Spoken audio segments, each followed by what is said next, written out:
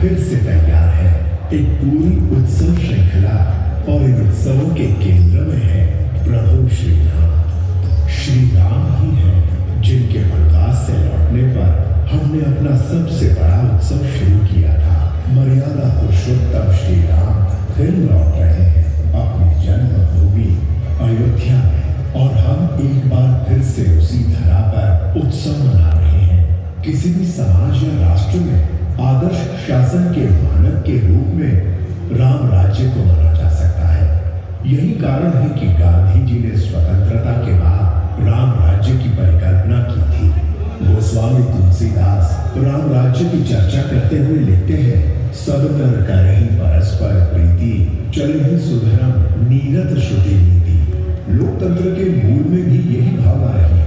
भारतीय संस्कृति में शासन का ये गौरव आदर्श के रूप में हम सबके संज्ञान में सदैव रहे।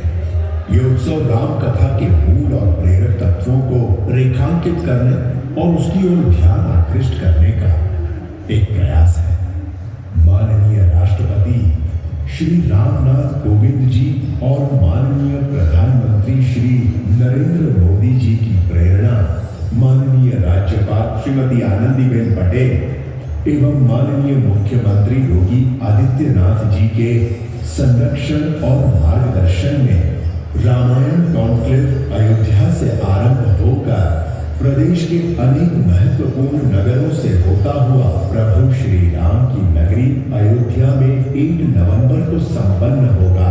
16 नगर अयोध्या, गोरखपुर, बलिया, वाराणसी, विंध्याचल, चित्रकूट, श्रृंगवेरपुर, बिठूर, ललितपुर, गाजियाबाद, मथुरा, गढ़मुक्तेश्वर, सहारनपुर, बिजनौर, बरेली, लखनऊ और फिर अयोध्या।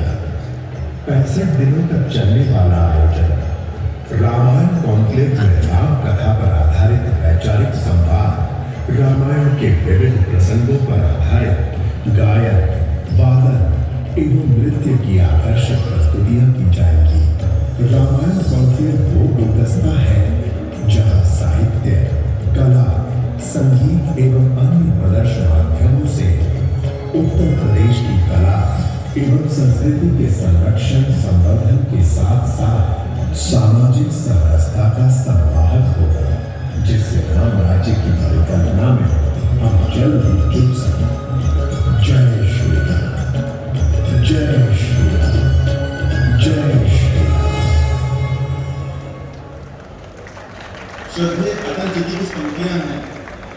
अटल जी ने लिखा था, आओ फिर से दिया जलाएं, भरी दोपहरी में अंधियारा, सूरज परछाई से हारा, अंतरतम का नेह निचोड़ें, बुझी हुई बाती सुलगाएं, आओ फिर से दिया जलाएं। आहुति बाकी, यज्ञ अधूरा, अपनों के विघ्नों ने घेरा, अंतिम जल का वज्र बनाने, नव दधीची हड्डियां गलाएं, आओ फिर से दिया जलाएं। नव दधीची उत्तर प्रदेश के यशस्वी मुख्यमंत्री माननीय योगी आदित्यनाथ जी को अत्यंत विनम्रता पूर्वक मैं आमंत्रित कर रहा हूं, कृपया मंच पर आए और अयोध्या वासियों को संबोधित करें। प्रदेश के यशस्वी मुख्यमंत्री माननीय योगी आदित्यनाथ जी।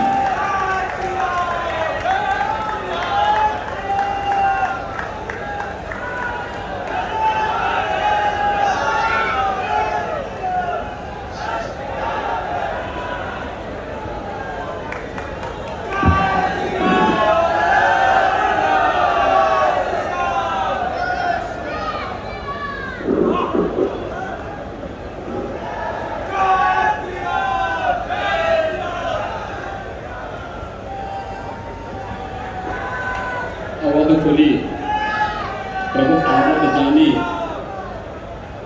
भई सकल शोभा के खानी। अवधपुरी सम पे नहीं सो, यह प्रसंग जाने को हो। पंचम दीपोत्सव महोत्सव की मैं आप सबको हृदय से बधाई देता हूं। आज के इस कार्यक्रम में उपस्थित केंद्रीय पर्यटन एवं संस्कृति मंत्री माननीय श्री जी किशन रेड्डी जी, उत्तर प्रदेश सरकार में मेरे वरिष्ठ सहयोगी उप मुख्यमंत्री श्री केशव प्रसाद मौर्य जी, प्रदेश सरकार में मंत्री जल शक्ति मंत्री डॉक्टर महेंद्र सिंह जी, पर्यटन और संस्कृति मंत्री डॉक्टर नीलकंठ तिवारी जी, भारतीय जनता पार्टी के प्रदेश के अध्यक्ष माननीय श्री स्वतंत्र देव सिंह जी, आज के इस कार्यक्रम में उपस्थित माननीय सांसद Shri Lallu Singh ji, his excellency ambassador of Vietnam mister Phong Sang Chau, high commissioner of Kenya mister Willy Bett, high commissioner doctor Roger Gopal, Trinidad and Tobago, हमारे महापौर श्री ऋषिकेश उपाध्याय जी, माननीय विधायकगण श्री वेद प्रकाश गुप्ता जी, रामचंद्र यादव जी, श्रीमती शोभा चौहान जी, बाबा गोरखनाथ जी, आज के इस कार्यक्रम में उपस्थित सभी पूज्य संत चरण, यहाँ पर उपस्थित जगतगुरु रामानुजाचार्य पूज्य स्वामी वासुदेवाचार्य जी महाराज, पूज्य स्वामी श्रीधराचार्य जी महाराज, पूज्य स्वामी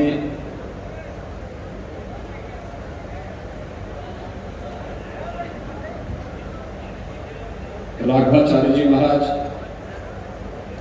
पूज्य स्वामी विश्वेश प्रपन्नाचार्य जी महाराज, मणिनाथ दास स्वामी के श्री महंत कमल दास जी महाराज, दिगंबर अखाड़ा अयोध्या के श्री महंत सुरेश दास जी महाराज, हिंदू धाम अयोध्या का विशिष्ट आश्रम अयोध्या के श्री महंत पूर्व सांसद डॉक्टर रामविलास वेदांती जी, आज के इस कार्यक्रम में उपस्थित ज्ञानी गुरजीत सिंह जी, मोहन राजकुमार दास जी, मोहन अवधेश दास जी,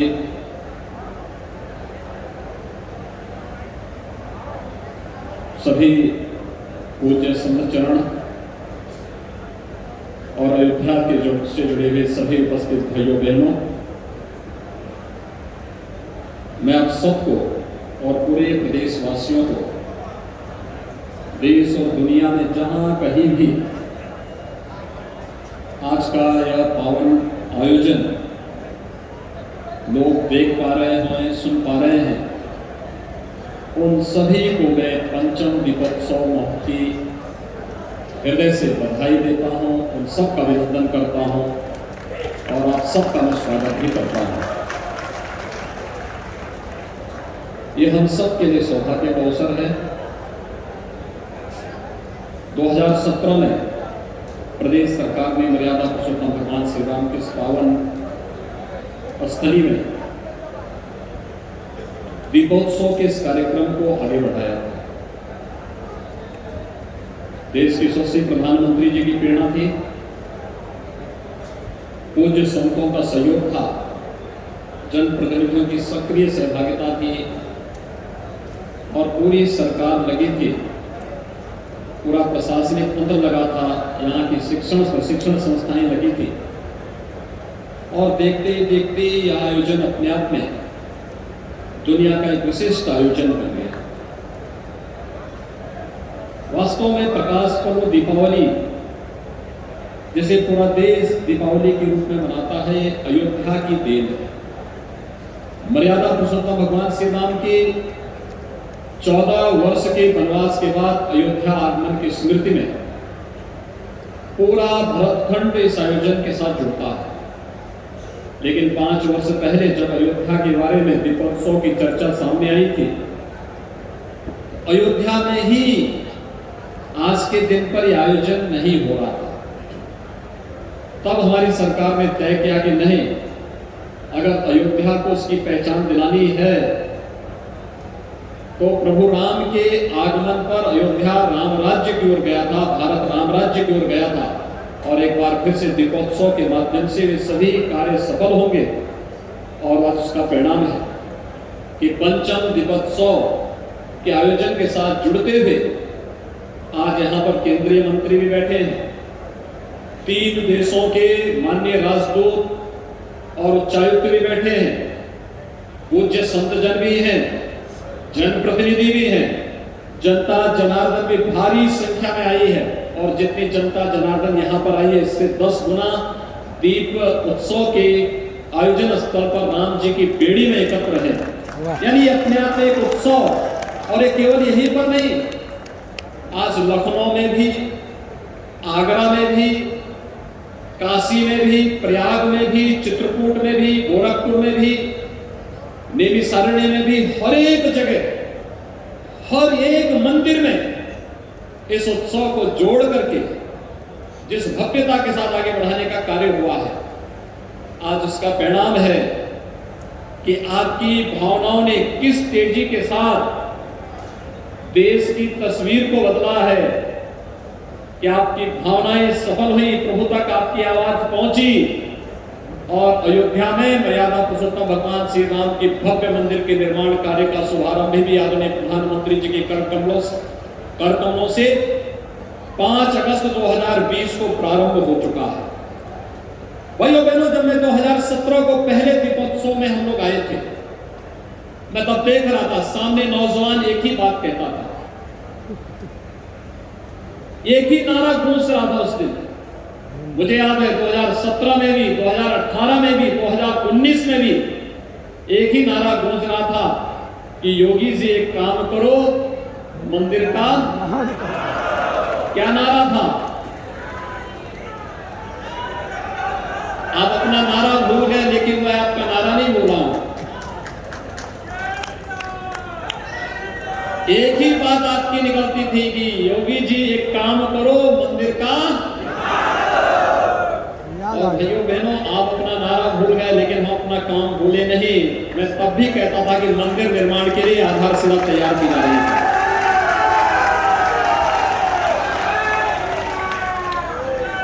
आज मंदिर का निर्माण हो रहा है कि नहीं हो रहा है? पूज्य संतों की ओर से आप खुश हैं? इधर से पीछे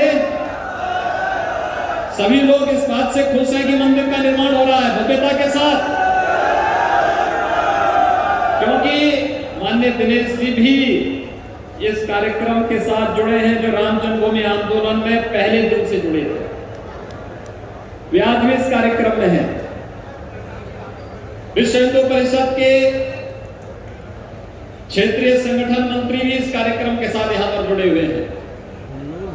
सभी पूज्य संत जन यहां पर जुड़े हुए हैं।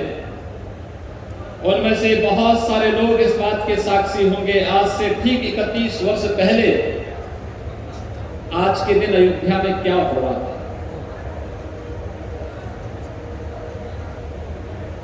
30 अक्टूबर 1990 और 2 नवंबर 1990 को इसी अयोध्या में राम भक्तों पर, राम कार सेवकों पर गोलियां चलाई गई थी, बर्बर लाठीचार्ज हो रहा था। तब जय श्री राम बोलना एक अपराध माना जाता था। तब राम मंदिर की बात बोलना अपने आप में एक अपराध होता था। लेकिन भाइयों बहनों, आपकी ताकत, लोकतंत्र की ताकत कितनी मजबूत होती है, आपने उसका एहसास कराया।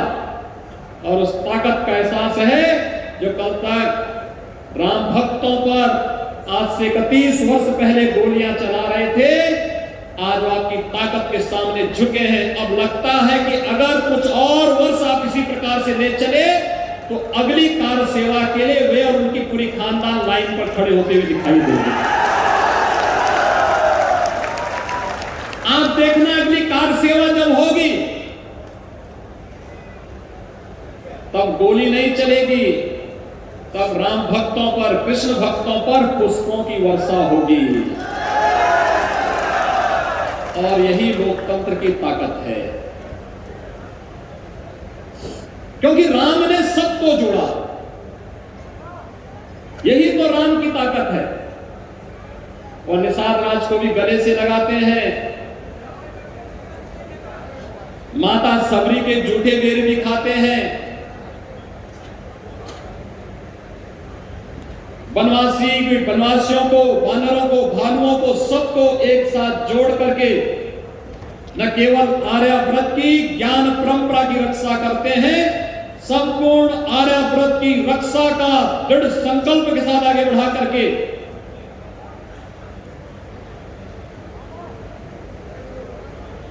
दैहिक, दैविक और भौतिक तीनों प्रकार के तापों से इस संपूर्ण भारत खंड को मुक्त करके राम राज्य की जो आधारशिला रखते हैं, आज वे आदर्श राज्य की परिकल्पना हम सबके सामने एक आदर्श के रूप में है। और यही तो आज हो रहा है।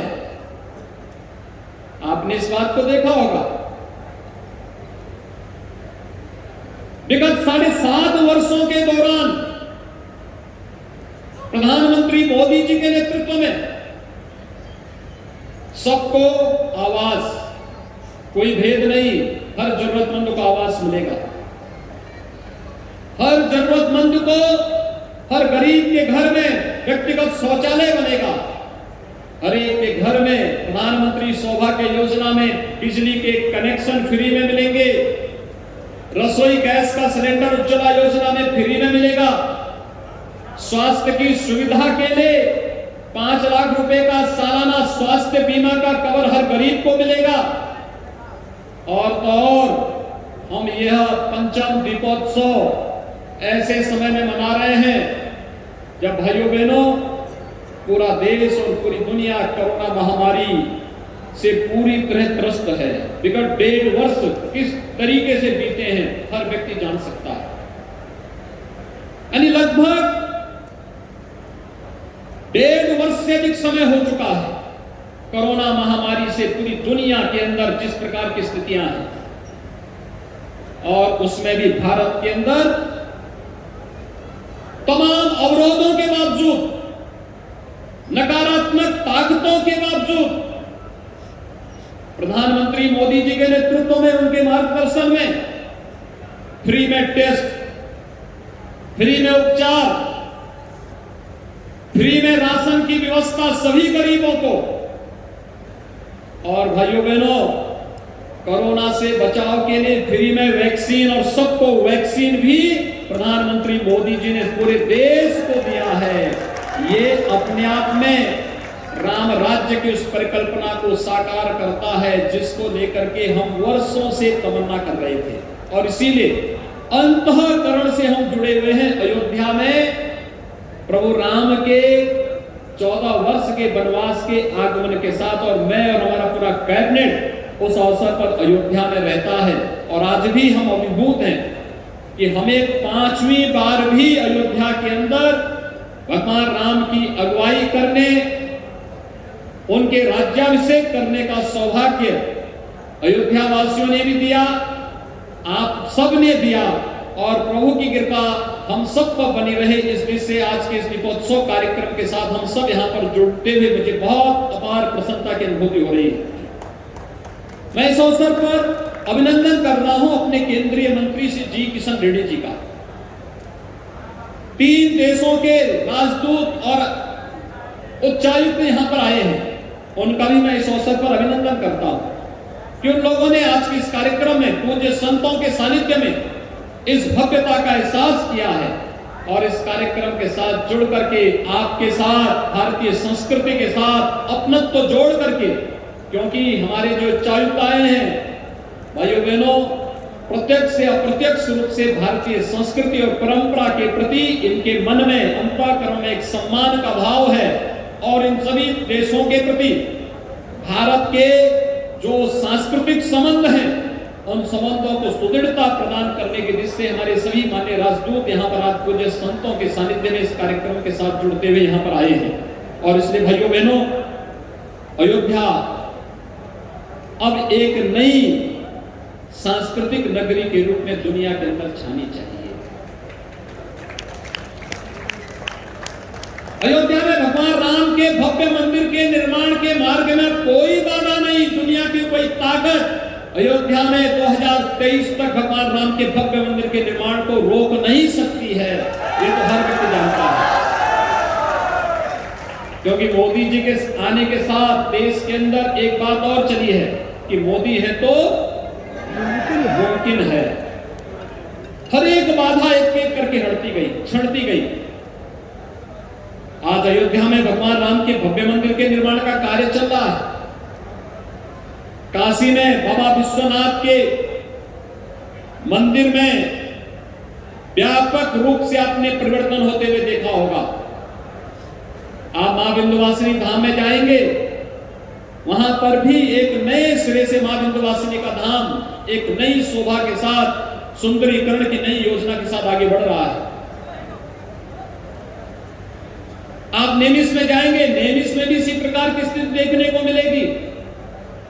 उत्तर प्रदेश के अंदर वर्तमान में लगभग 500 ऐसे तीर्थ स्थल और मंदिरों के विकास को लेकर के उत्तर प्रदेश और भारत सरकार कार्य कर रही है, जिसमें से 300 से अधिक कार्य पूरे हो चुके हैं। शेष कार्य अगले 2 महीनों के अंदर पूरा होकर के उत्तर प्रदेश के अंदर परिवर्तन देखने को मिला होगा। पहले भाइयों बहनों, प्रदेश का ये पैसा कब्रिस्तान की बाउंड्री पर खर्च होता था, आज मंदिरों के पुनर्निर्माण और सुंदरीकरण पर खर्च हो रहा है। यही अंतर है सोच पर। जिनको कब्रिस्तान प्यारा था वो पैसा, जनता का पैसा वहां लगाते थे। जिन्हें धर्म और संस्कृति प्यारी है वो धर्म और संस्कृति के उत्थान के लिए, उन्नयन के लिए उस पैसे का उपयोग कर रहे हैं। और इसीलिए आज नई अयोध्या किस रूप में आ रही है? ये हमारी सप्तपुरियों में से पहली पुरी है, और इसलिए सप्तपुरी की तर्ज पर अयोध्या का समग्र विकास हो, यही प्रधानमंत्री मोदी जी की सोच है। यहां पे पंचकोसी परिक्रमा, 14 कोसी परिक्रमा, 84 कोसी परिक्रमा, यहां पर रामकोट, यहां पर नागेश्वरनाथ, यहां पे कनक भवन, यहां पे हनुमानगढ़ी, यहां पर देवकाली मंदिर, यहां पर मणिपर्वत, यहां पर राम जी की पेड़ी, यहीं पर, यानी वे सभी स्थलों के विकास के लिए या तो पैसा दिया जा चुका है या लाइन पर है। और शीघ्र आप देखेंगे, बहुत शीघ्र आप देखेंगे, जब अयोध्या में भगवान राम का एक भव्य मंदिर बनेगा तो भव्य मंदिर के साथ अयोध्या देश और दुनिया की सबसे अच्छी आध्यात्मिक और धार्मिक नगरी के रूप में करोड़ों करोड़ श्रद्धालुओं को अयोध्या में आकर्षित करने की स्थिति में होगी। यही तो केंद्रीय पर्यटन और संस्कृति मंत्री कह रहे थे। वे यही कह रहे थे कि अभी यहां पे केवल साल भर में मात्र कुछ लाख श्रद्धालु और पर्यटक आते हैं, लेकिन जब भव्य मंदिर का निर्माण होगा, उस भव्य मंदिर के निर्माण के लिए ही यहां पे इंटरनेशनल एयरपोर्ट के निर्माण की स्वीकृति प्रधानमंत्री मोदी जी ने दी है। कैसा एयरपोर्ट बन रहा है? अंतरराष्ट्रीय हवाई अड्डा बन रहा है यहां पर। यहीं से अगर वासुदेवाचार्य जी को चेन्नई जाना होगा कन्याकुमारी में कथा कहने के लिए, अयोध्या से ही सीधे चेन्नई की यात्रा कन्याकुमारी तक। हमारे इन पूज्य संतों के लिए पहले कल्पना रही होगी कि भगवान राम पुष्पक विमान से कैसे एक ही दिन में अयोध्या पहुंच गए, क्योंकि ये लोग तो वेदांती जी तो ट्रेन से यात्रा करते हैं, तो उनको पहुंचने 4 दिन, 5 दिन, 6 दिन लगते हैं। बीच में उतर गए तो अलग विषय,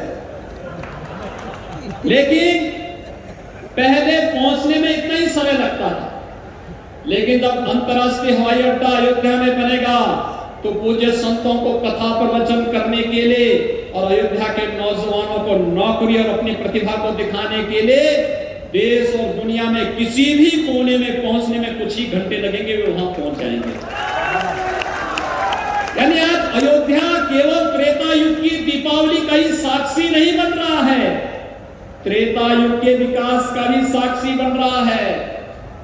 अभी यहां पर 600 करोड़ रुपए से अधिक की परियोजनाओं का शिलान्यास और लोकार्पण इसी बात को लेकर के किया गया है, और इसलिए उसके लिए तैयार होना होगा अयोध्या वासियों को। मैं जब कहता था तब भी मैं इस बात को कहता था, थोड़ा धैर्य रखिए। राम की मर्यादा हमारा सबसे बड़ा, यानी हमारे लिए जो सबसे बड़ा कार्य है वह है राम की मर्यादा के अनुरूप धैर्य। और जब भी हमने धैर्य रखा है हमें सफलता मिली है। याद करिए 2019 के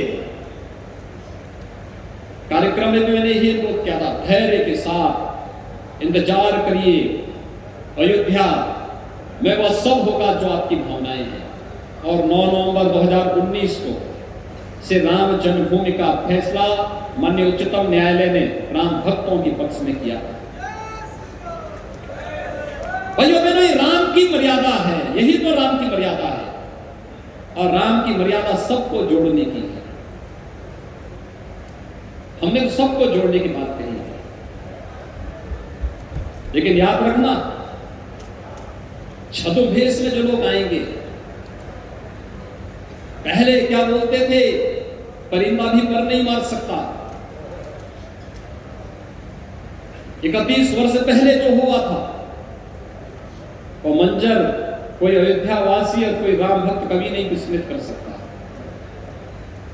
लेकिन भाइयों बहनों, आपके धैर्य ने, राम की मर्यादा ने आपको विजय दिलाई, और उस विजय श्री का परिणाम है इतनी भारी पैमाने पर, इतनी भव्यता के साथ आज हम प्रभु राम के आगमन की बेला में न केवल भगवान राम की आरती और राज्याभिषेक के साथ जुड़ रहे हैं, बल्कि भी कुछ ही देर में दीपोत्सव के भव्य आयोजन के साथ हम सब शामिल होंगे।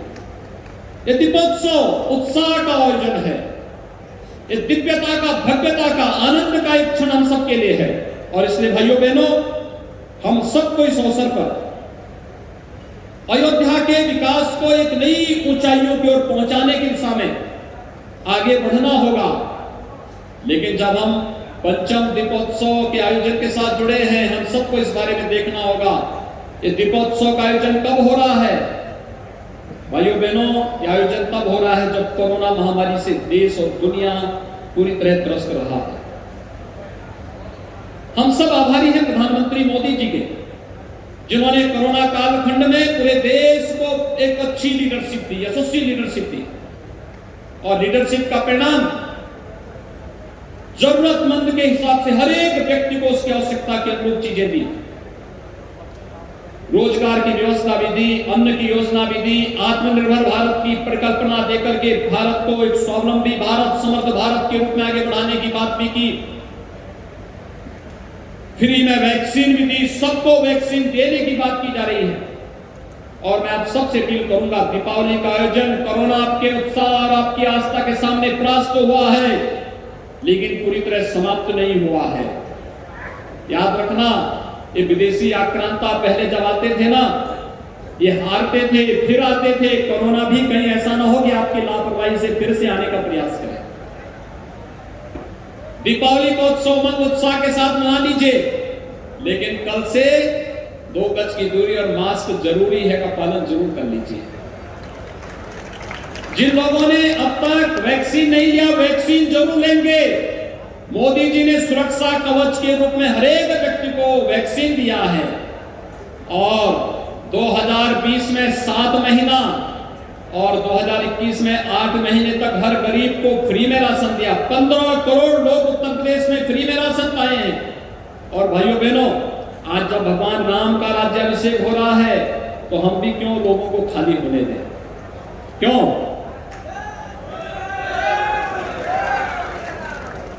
प्रदेश के 15 करोड़ लोगों के लिए कोई घोषणा कर लें, इससे अच्छा अवसर नहीं आएगा। राम राज्य की परिकल्पना साकार करने का यही एक अवसर होगा। और भाइयों बहनों, प्रधानमंत्री अन्न योजना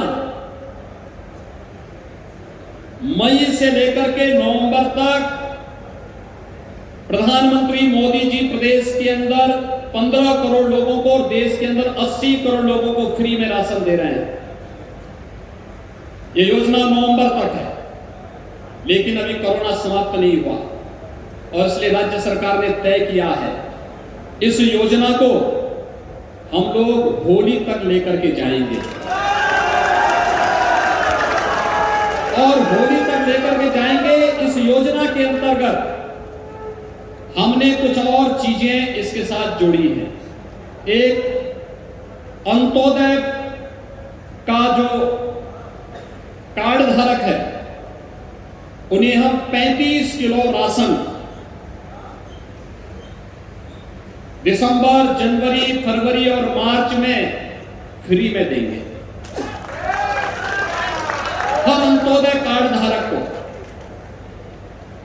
लेकिन साथ साथ राशन में चावल और गेहूं ही नहीं मिलेगा, अब उसमें दाल भी देंगे, तेल भी देंगे और नमक भी देंगे। अंत्योदय कार्ड धारक को हर महीने चीनी भी देंगे। और भाइयों बहनों, पात्र गृहस्थी के कार्ड धारकों को भी, जिसमें हर यूनिट पर 5 किलो मिलता है। अगर किसी परिवार में 7 लोग हैं तो 35 किलो उस परिवार को ही मिलेगा। जिस परिवार में 5 लोग होंगे उस 25 किलो उस परिवार को मिलेगा। इसमें भी चावल और गेहूं भी मिलेगा। तो उन सभी परिवारों को भी 5 किलो प्रति यूनिट खाद्यान्न, 1 किलो दाल, 1 किलो तेल, वह रिफाइंड या सरसों का तेल होगा, खाद्य तेल, उन सबको, और 1 किलो नमक भी उन सभी प्रदेश के लाभार्थियों को प्रदेश सरकार देगी। यानी 15 करोड़ लोग हर महीने फ्री में इस राशन की सुविधा का लाभ लेंगे। होली तक प्रदेश सरकार इस योजना को चलाएगी। प्रभु राम के श्री चरणों में यही प्रार्थना। प्रदेश में कोरोना का सफल प्रबंधन उनकी कृपा से, प्रधानमंत्री जी के मार्गदर्शन में प्रदेश की टीम ने हेल्थ वर्कर्स के साथ, प्रशासनिक टीम और जनप्रतिनिधियों के सहयोग से, जनता जनार्दन के सहयोग से प्रदेश की जनता को स्वस्थ रखने में सफलता प्राप्त की है। और प्रभु राम के श्री चरणों में हम यही प्रार्थना करेंगे कि वह हमें इतनी शक्ति दे, उत्तर प्रदेश स्वस्थ हो, आरोग्यता की स्थिति को बनाए रखे और बेहतर स्थिति में लेकर के चले, और अन्न योजना का लाभ उत्तर प्रदेश के हर गरीब को, हर वंचित को प्राप्त होता रहे। इस विश्वास के साथ आज के इस अवसर पर पंचम दीपोत्सव के इस कार्यक्रम में मैं आज सबका हृदय से अभिनंदन करता हूं, आप सबका स्वागत करता हूं। दीपावली का, दीपोत्सव का की ढेर सारी बधाई आप सबको मुझे देते हुए अत्यंत प्रसन्नता की अनुभूति हो रही है। हम कुछ देर बाद दीपोत्सव के कार्यक्रम स्थल पर जाएंगे, वहां पर कई कार्यक्रम होने हैं और फिर दीपोत्सव कार्यक्रम के बाद यहां से जाएंगे, पहले सरयू जी की आरती होगी, फिर दीपोत्सव का कार्यक्रम होगा। दीपोत्सव के कार्यक्रम के बाद फिर हम लोग यहाँ पर आएंगे। कई देशों की रामलीलाएं आज यहाँ पर उनका मंचन होना है। आप देखेंगे दुनिया के अंदर राम की संस्कृति कहां कहां नहीं गई, हर जगह गई। तो भगवान राम की उस संस्कृति को, जो लीला, रामलीला के माध्यम से दुनिया के कई मंचों तक पहुंची, भारत की सांस्कृतिक संबंधों को नई ऊंचाइयां प्रदान की, वहां तक राम की संस्कृति पहुंची है। आज रामलीला का मंचन उसका एक उदाहरण बनेगा। हम उसका भी यहाँ पर दर्शन करेंगे। एक बार फिर से आप सबको पंचम दीपोत्सव और प्रकाश पर्व दीपावली की हृदय से बधाई और शुभकामनाएं। आप सब मेरे साथ बोलेंगे, जय जय श्री राम, जय जय श्री राम, जय जय श्री राम।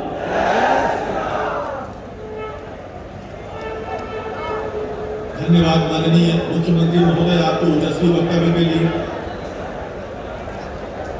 माननीय मुख्यमंत्री महोदय के इस ओजस्वी वक्तव्य के लिए हम सब उनके बहुत आभारी हैं। मित्रों, अब जो सरयू नदी, सरयू मां की आरती के लिए माननीय मुख्यमंत्री महोदय प्रस्थान कर रहे हैं, आप सब यहीं पर बैठे रहें। वहाँ जो कार्यक्रम होगा सरयू नदी के तट पर दीपोत्सव का कार्यक्रम, वो आप सजीव यहाँ टीवी पर देख सकते हैं। इसके अलावा नगर में लगभग 50 स्थानों पर LED लगाई गई है, वहाँ भी सजीव प्रसारण होगा।